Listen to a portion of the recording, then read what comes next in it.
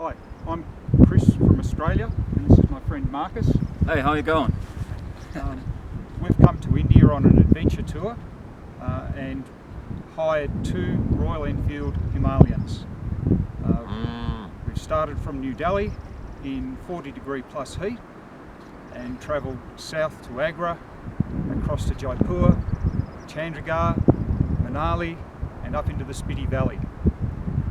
And after around 3,000 kilometres, we thought that we'd give you our ride impressions from sea level right up to about 4,000 metres. Yeah, where it was minus 10 degrees. And tell us a little bit about the performance of those little beauties here, Chris. Yeah, well, on paper these bikes are ideally suited for this sort of trip. 400cc single cylinder beauties. On paper, 25 horsepower, about 185 kilograms. Fully loaded though, we're probably pushing 240 kilos. So on the open road, they're probably a little underpowered, I'd say. Yeah, I agree on that one. And it needs a little bit, it would be nice even on the flats to go out a little bit more on it for a touring purpose. Because on the open road, it sort of stops really at 110, 120. Very noisy as well. Yeah, it becomes a bit breathless. Keeping up with some of the Indian traffic has been a challenge on the motorways. But once we've got off the motorways, it's been good round town. Although, having said that, on the motorways, the fuel economy's been a little bit average. 14 litre tank on it gives us a range of less than 300k, about 20 litres or 20 kilometres per litre. It's been a bit better than that at times, hasn't it, Mark? Yeah, once in the hills, I think we had 25 k's per litre, so it's been better performance, probably due to the fact that the average speed around here is 35 k's an hour, 40 at the max. Yeah. And these bikes are built for these mountains. We're here absolutely. at Chitkul, and the scenery is just stunning, as it's been all over the Himalayas. We've been blown away. Yeah, it's been a sensational trip. We met a whole heap of other bike riders as well. None of them had what we had, a Royal Enfield Himalayan motorbike. They were pretty much riding whatever they can get their hands on. While we I think the performance on those bikes in those conditions in the hills, they were outstanding. Built for it.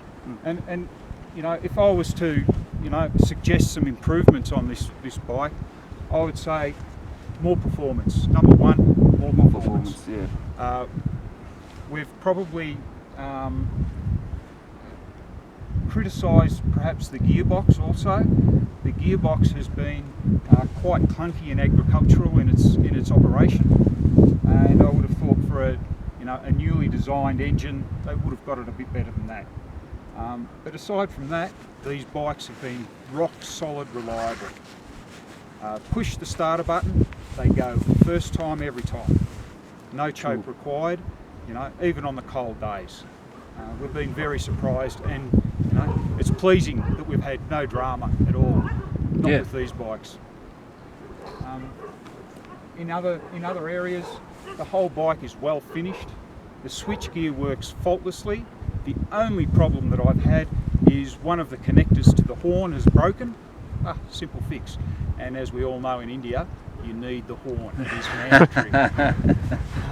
So I fixed that as soon as possible. But braking has been good. There's been no trouble with any of the running gear at all. And having covered 3,000 kilometres, I think it's a testament to the design.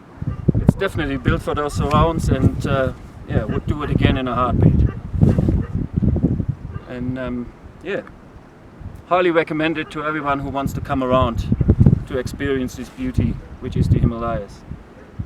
These bikes we hired from Royal India Bikes in New Delhi, and they had originally, this one had 17,000 kilometres, and the one that Markus has got had about 12,000 kilometres. They've been perfectly maintained.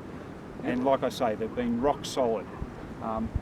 Probably one other thing that I'd comment on in relation to the gearbox. First gear is probably a little bit high. You know, when we're pulling up, starting on some of the steep slopes, in some of the nastier conditions that we've encountered, it could have been a little bit lower so that it would make it easier to take off. But you know, these things are probably minor in the scheme of things. Hopefully, the next version of this bike will have all of those problems solved. But I couldn't recommend the bike more highly to other people coming to India to experience the beautiful country. All right, thank you guys. Yeah, cool. All right. Most excellent.